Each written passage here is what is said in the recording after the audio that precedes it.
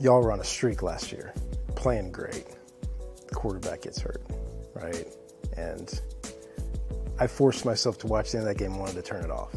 Hey, I thought it was all over.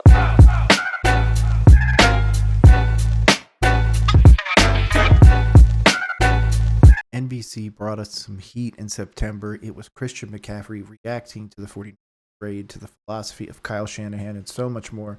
So without further ado, I'm going to give this former Carolina Panther all the time he needs to talk about how he feels. Let's go. Talk about the news when you got the news that you were being traded and you got that phone call. Like, how did that hit you? Yeah, there was so many emotions that kind of come in at one point because, you know, on one side, you're a captain on a team who you still believe can win. And, you know, with a new quarterback, a new coordinator. If that's the case and he still thought that he could win with the Carolina Panthers, it makes me feel even sicker about losing him. But of course, I'm super happy for him and what he's been able to accomplish as a 49er. Played at Stanford. He has a lot of history in California, so I think it's the best place for him. Just super sad he's not a Carolina Panther fan. And of course, super sad that he thought that we were able to be contenders still. Obviously, he was wrong in that, and we only ended up winning 2 games. This is obviously recorded post-Super Bowl. There's a lot going into it, but Christian, shout out to you, man. You've been an outstanding member of the Carolina community and so much more. Great player, one of the most dynamic running backs I've ever seen. Super happy and excited for your future with the Niners, hopefully getting a Super Bowl.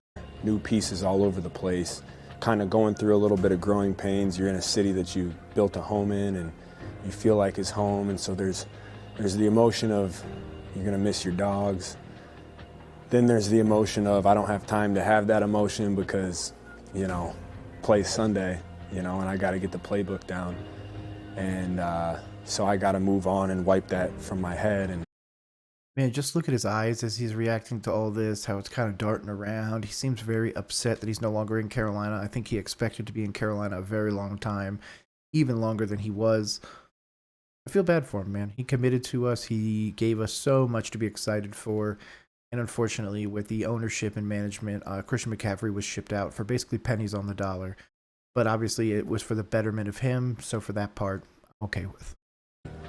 Just get back to square one, which is learning the plays. And then there's the realization of, man, I'm going to a hell of a team, and an excitement of look at the scheme, look at the history of what running backs have come before me in this offense and how they've played, the weapons around you, the offensive line, the defense, all these different players. And that man right there, George Kittle. And the scheme that Kyle has. So for me, there was just so many things flooding in at once that I really just locked in and tried to learn the plays as quick as possible. And, you know, I remember I had a teammate, Pat Elfline, who told me a few years ago, you're always on a mission. Sometimes the mission changes. And for me, that's kind of what I did. I just flipped my. You know what? Shout out to that. That is a great way to think about it. You're always on a mission. Sometimes that mission changes. That's pretty awesome. To be honest, I'm going to clip that. That is going to go up on Twitter. So if you are not following us, make sure to subscribe to socials. This is the stuff that we put out, man. Mind as quick as possible. And I think as soon as you start to hear all the emotions of moving across the country in the middle of the season come in, then you look at the playbook and you know you don't even have time to have those emotions. So I was just worried about learning the plays as fast as possible. And again, shout out to them, shout out to the Niners, to the 49ers Sport Talk, to NBC Sports Bay Area in California, all that jazz. I appreciate y'all. Kyle Shanahan, one of the most creative guys in the league. How has that been for you? Because you know, I mean, there's so many different people that do different things, and to come into a place now where you don't have to just stand back there 7 yards behind the quarterback. You can do that, but then you can do the gun run stuff. You can be out of the backfield and do that. A little wildcat, do that whole thing. Obviously, he had a game, one of his first games with the Niners, passing, receiving, and rushing touchdown. Pretty freaking cool. How has that been for you, just being in another comfortable situation to where, you know, they're going to try to do different things with you to use those matchups? It's been so fun. I've always done that my whole life, and it's what I love to do is, you know, get in mismatches and be able to be put in situations where I can succeed. And I think the biggest thing that I've realized that's so special about this team is I'm not, you got guys all around you that can do that as well. George can block like anybody in the league. He can also run routes, catch the ball, and break tackles like anyone. Kittle is no joke. I don't care what anybody says. He's obviously getting older, so it's going to be a fleeting theory for him to ever go anywhere else. I think he will remain a. But man, if I could clone George Kittle, he's one of the best tight ends in the league, and he has been as long as he's been there. I'm happy he's got tight end youth going. We're going to see a lot of tight ends benefiting from that moving forwards, including guys like Dalton Schultz, Sam Laporta, and so many more. You can put him anywhere on the field, and he can be explosive. Ayuk's one of the best route runners I've seen, and tacks the ball, makes difficult catches, makes people miss in space. Juwan Jennings is a special receiver, especially on third down. And the depth that you have. Elijah Mitchell's a guy who can run any run in the book and is getting much better at his route. It's just, to me, you see the purpose of how the system's supposed to work, and you see why people are put in the positions that they're in. And I think that's a very broad definition of the offense. It gets much more detailed, as you know, than that. But in theory, I think that's, to me, what is so fun to watch as a football nerd is how are we trying to execute on every play, and what is this play setting up? And when it is set up, how are you supposed to execute that? And so it all kind of forms together as one, and you feel the teamwork in that, because if one guy's off a little bit, the whole play can be messed up. But if everyone's on, it's pretty fun. And not just that, but they were doing it in the Super Bowl. Juwan Jennings was going to be a possible Super Bowl MVP. It was going to be a really, really interesting ending to that game. Obviously, we all know the ending, how it ended. The timeout beforehand to try and counter Wilkes' zero coverage, and obviously the failure in the second half of the defense. But of course, the failure of the offense as well in the second half. So a lot going into that. Of course, Wilkes was fired. Don't necessarily agree 100% with it, but obviously I see the writing on the wall. Very interesting to see who's going to put behind him, and if the 49ers end up with a Bill Belichick or Pete Carroll or one of these guys just needs a little bit of time, go be a DC for a year, and then go back to the NFL, go be a head coach for another 10 years. So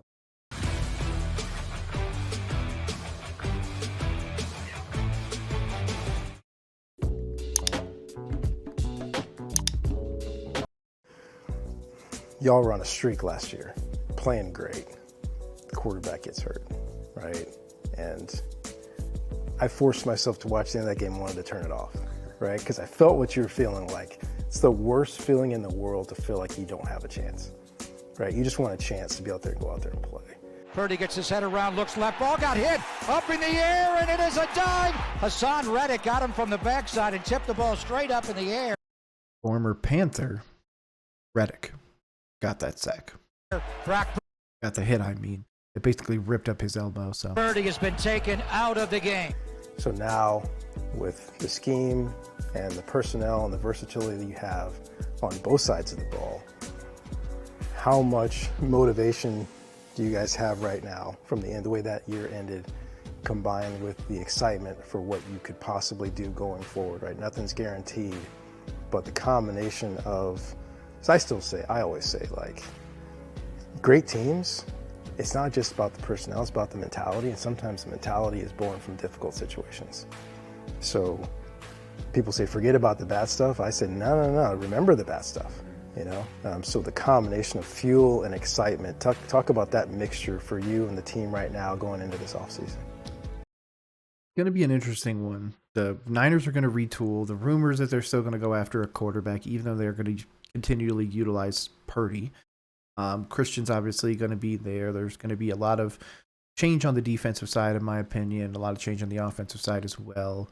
But I'm expecting, to be honest, the 49ers to be back in the Super Bowl again. I don't think that there's a place where they don't make it, barring some catastrophic collapse again. But if that's the case, I think that's where Kyle Shanahan gets moved on.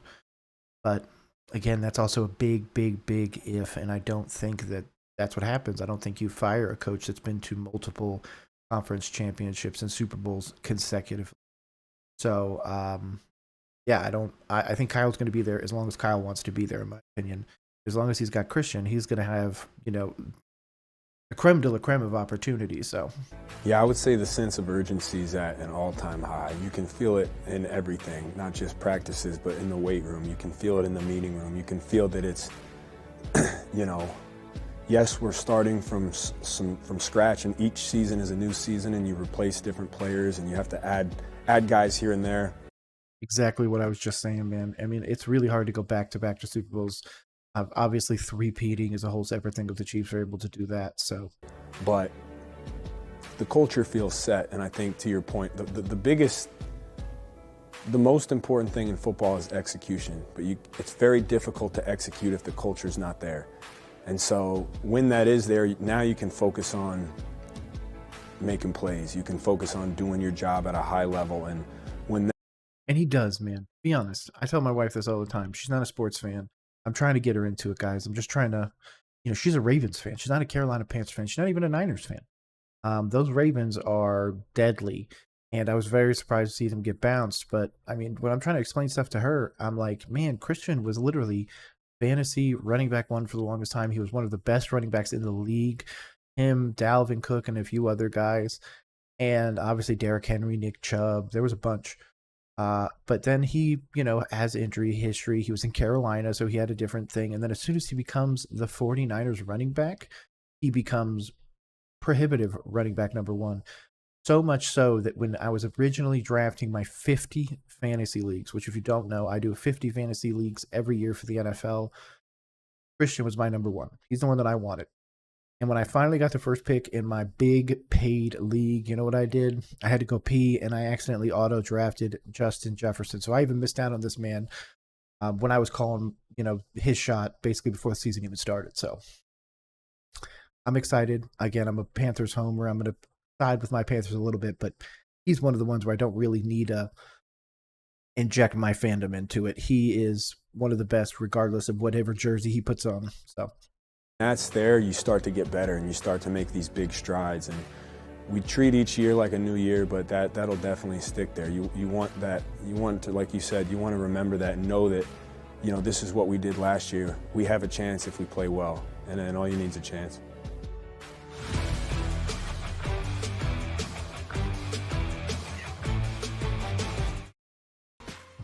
Kyle Shanahan. How strange, comfortable is that to now play for a guy that you've known since you were a little kid? Yeah, shout out. Apparently, obviously Mike Shanahan is his dad. Had some ties to the Broncos. Shannon Sharp talks about knowing Kyle since he was like 10 or 12. And of course, Christian in there with Ed and everybody. So, he's had a very football fulfilling life to this point when it comes to being around people, having the training, the expertise, the ability, the drive and everything. So I think that's amazing.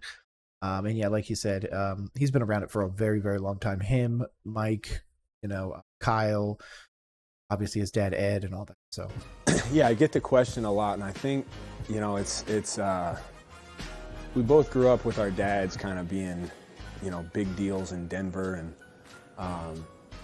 I've known of Kyle for a really long time, but I don't know if I've ever met him other than when I was in Carolina and we played against him here just after the game saying hi. There is the Shanahan and the McCaffrey connection. Our parents know each other well, but I tried to kind of push that to the side because I know at the end of the day I got a job to do and he's got a job to do and he's counting on me to do my job, and I don't have time to be buddy-buddy with anybody really. So I just wanted to produce. I think that was the biggest thing for me, and I think try to push the relationship that we previously had, and guys like Brian Greasy and Bobby Turner was Terrell Davis's running back coach, and my dad was in Denver, so there's just so many familiar faces, and I tried to just put my nose to the grindstone, not worry about any of that, because nothing matters unless I go out there and play well.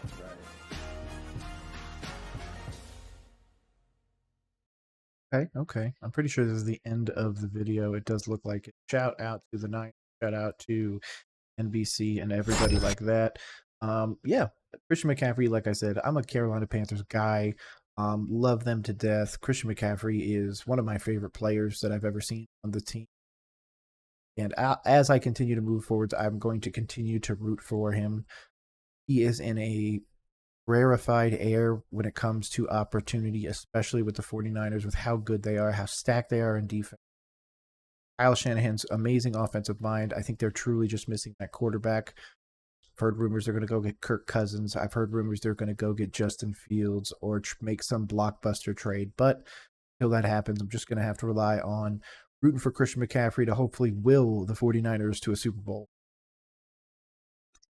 Doubt that's going to happen, but still. But otherwise, my name is Nick. This has been Roll Coverage. Make sure you subscribe to the social below.